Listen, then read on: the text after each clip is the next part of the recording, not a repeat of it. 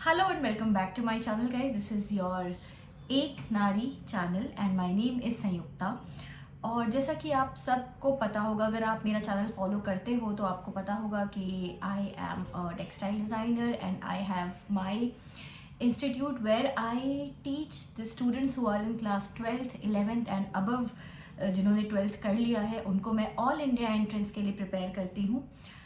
तो आज का ये सेशन है इन बच्चों पर जो कि इस एज ग्रुप में हैं, अबव 14 15 और 17 18 एज ग्रुप में हैं, जो कि एक टीन एजिंग का ग्रुप है, जो टीनेजर्स हैं ये।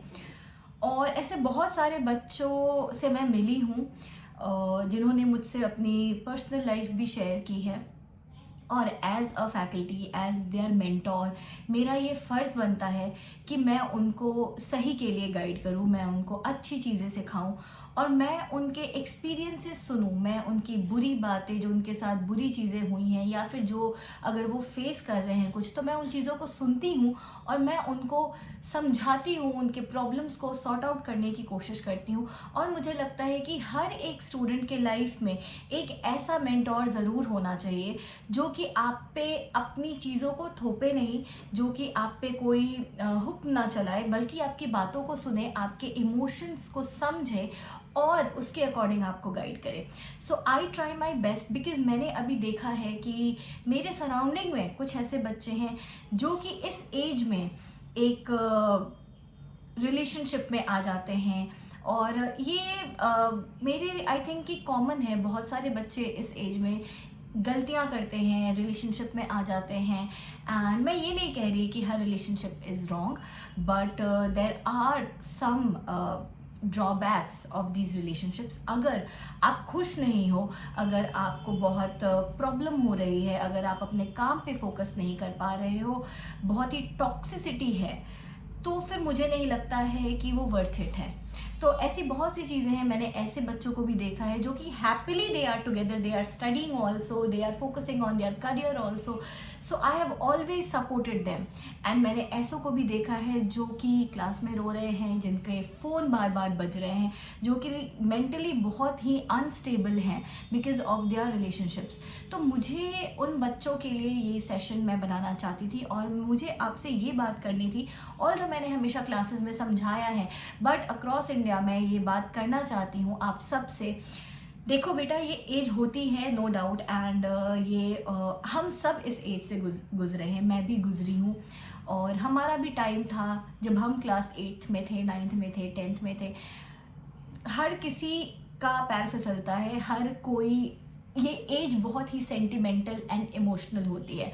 आप बहुत ही हाईएस्ट लेवल पे सोचोगे चीज़ों को, बहुत ही इमोशनली इन्वेस्टेड होगे अपने किसी भी रिलेशनशिप को लेकर के, चाहे वो आपका सिंपल एक दोस्ती हो, आपकी फ्रेंड हो, जो अगर उस दिन स्कूल नहीं आए या फिर अगर वो आपसे बात नहीं कर रही है तो वो भी आपको इफ़ेक्ट करता है। और अगर आपका कोई बॉयफ्रेंड है या आपकी कोई गर्लफ्रेंड है और वो अगर उसका बिहेवियर अच्छा नहीं है आपकी तरफ, या फिर बहुत ही फिजिकल डांटने और अब्यूज़ करने वाला रिलेशनशिप है, तो वो सब कुछ बहुत इफ़ेक्ट करता है। कहाँ इफ़ेक्ट करता है? मेंटली नहीं, मेंटली तो करेगा ही, बट आपके करियर पे भी बहुत इफ़ेक्ट करता है। सो थ्रू दिस वीडियो मैं आपको एक छोटी सी चीज़ समझाना चाहूँगी कि ये जो 11th 12th का टाइम होता है, या फिर 10th में आप हो गया, आजकल तो 8th 9th के बच्चे भी, ये कोई एज नहीं होती है। उस समय हमें कोई समझाने वाला नहीं होता है, आप डरते हो कि आप अपने पेरेंट्स से भी ये बात नहीं कर सकते हो और आप अपने टीचर से भी ये बात नहीं कर सकते हो, बिकॉज टीचर्स भी ऐसे होते हैं जो आपको समझाएंगे तो सही, लेकिन कभी कभी जब उन्हें गुस्सा आएगा तो पूरे क्लास के सामने आपको वो सुना भी देंगे। तो इन चीज़ों के डर से बच्चा आजकल शेयर करना छोड़ देता है। और अभी आज के टाइम में मैं ऐसे बच्चों से मिली हूँ जो क्लास में कंसंट्रेट नहीं कर पाते, उनके फ़ोन्स आ रहे होते हैं, या फिर इंस्पाइट कि उनके पास सब कुछ है, लाइक उनकी फैमिली बहुत अच्छी है, पेरेंट्स बहुत सपोर्टिव है, बट दे आर ऑलवेज डल। वो हमेशा एक सोच में पड़े हुए रहेंगे। वो ऐसा इसलिए होता है क्योंकि कई बार जिसके साथ वो बातें कर रहे होते हैं या टाइम स्पेंड कर रहे होते हैं, वहाँ से उनको बहुत टॉक्सिसिटी मिल रही होती है। सो उस केस में आप क्या करें? पहले तो मैं एज अ स्टूडेंट बात करूँगी कि अगर आप इस एज में हैं, अगर आप 16-17 के एज ग्रुप में हैं और अगर आपका जो फ्रेंड है वो आपको बात बात पे रोकता हो, टोकता हो, आपको अब्यूज़ करता हो, आपके साथ गलत तरीके से व्यवहार करता हो, then my child, that guy or that girl is not for you, and he is not at all good for your career, for your well-being.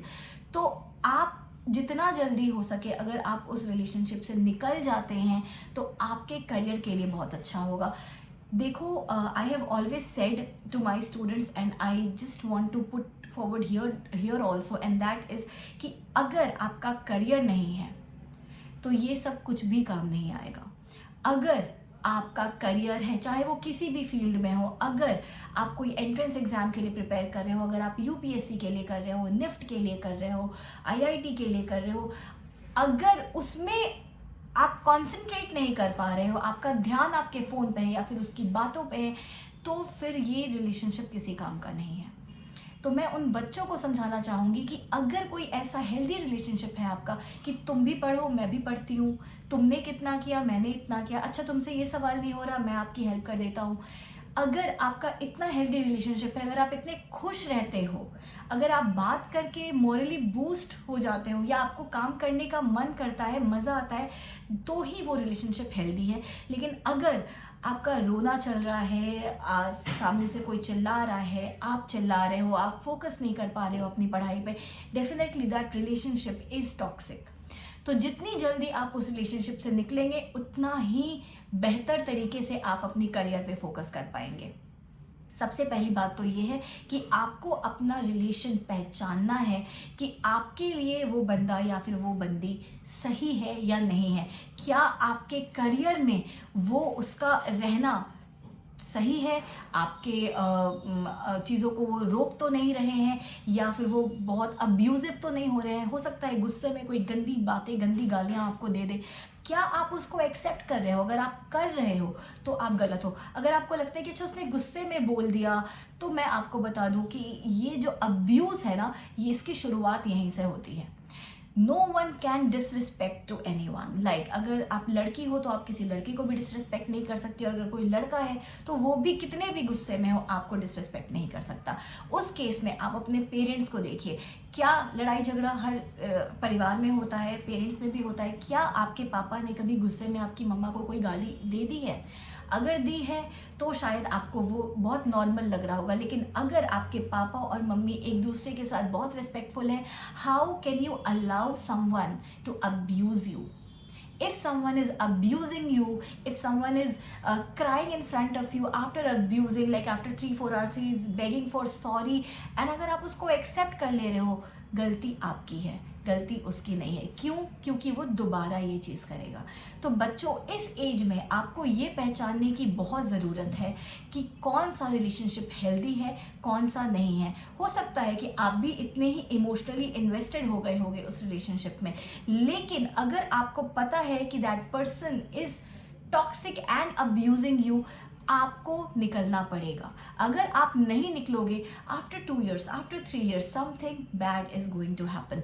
आपको पता है, आपने न्यूज़ में और हर जगह पे ऐसी चीज़ें देखी हैं कि वो नहीं मान रहा था, किसी ने एसिड फेंक दिया, किसी ने किसी का मर्डर कर दिया. ये क्यों होता है? इस लेवल तक चीज़ें क्यों पहुंचती हैं? क्योंकि आप अलाउ करते हो. अगर आप उसको फर्स्ट स्टेज पे ही रोक दो तो फिर वो चीज़ नहीं होगी.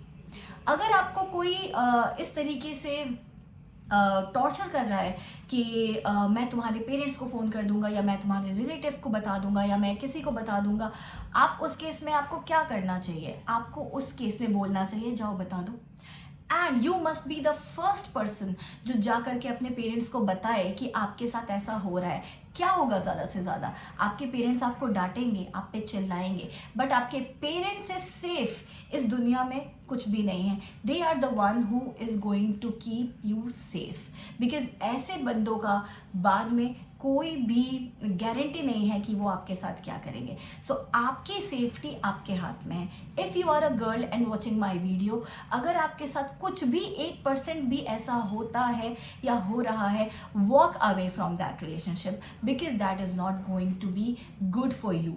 Good for your future. आपका करियर भी नहीं बनेगा, आपकी लाइफ भी बर्बाद हो जाएगी। तो ये एक वीडियो मेरा आपके लिए था बच्चों, क्योंकि इस एज में आई नो कि there are various emotions going on in your head, but आपको आइडेंटिफाई करना बहुत ज़रूरी है कि आपके लिए क्या अच्छा है और आपके लिए क्या अच्छा नहीं है।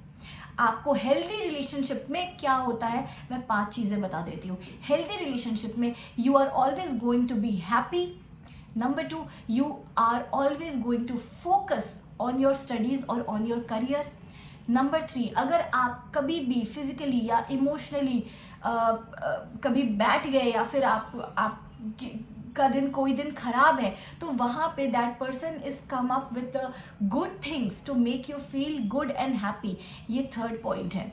4th पॉइंट, अगर आपसे कोई गलती होती है वो आपको समझाएगा, वो आपको आगे के लिए तैयार करेगा, ना कि आपको अब्यूज़ करेगा। Number 5, he is never going to come up with the bad things which are inside you, मतलब आपकी सिर्फ कमियां नहीं निकालेगा वो। तो ये 5 चीज़ें अगर आपके उस फ्रेंड के अंदर है, आपको कोई ज़रूरत नहीं है उसको छोड़ने की। You must continue your relationship, क्योंकि ऐसे भी लोग हैं जिनके 10 ईयर्स 15 ईयर्स के रिलेशनशिप रहे हैं एंड एट द एंड वो दोनों कुछ बन गए हैं, दोनों IAS बने हैं, दोनों डिज़ाइनर्स बने हैं, दोनों ने IIT क्रैक किया है, किसी ने नीट किसी ने IIT क्रैक किया है, and they are spending their life together. So you have to identify your relationship which is very important at this stage, और उस रिलेशनशिप से निकल जाइए जिसमें आपको दुख ही मिल रहा है, जिसमें आप अनहैप्पी हो, अनसेटिस्फाइड हो। Always you are having fear on your self कि अगर ये करोगे तो क्या होगा, अगर वो करोगे तो किसी ने सुना दिया, अगर आप किसी फ्रेंड से बात कर रहे हो तो आप पे शक होगा। ये हेल्दी रिलेशनशिप नहीं है। So my next video is going to be for the parents कि पेरेंट्स क्या कर सकते हैं अगर उनका बच्चा टीनेजर है तो, अगर उनके बच्चे की बहुत सारे इमोशंस हैं तो। And this video was for you guys. So I hope कि आपको मेरी बातें थोड़ी समझ में आई होंगी। एंड अगर आपको मेरा चैनल अच्छा लगा है, अगर मेरी बातें अच्छी लगी है तो सब्सक्राइब कीजिए, शेयर कीजिए और लाइक कीजिए।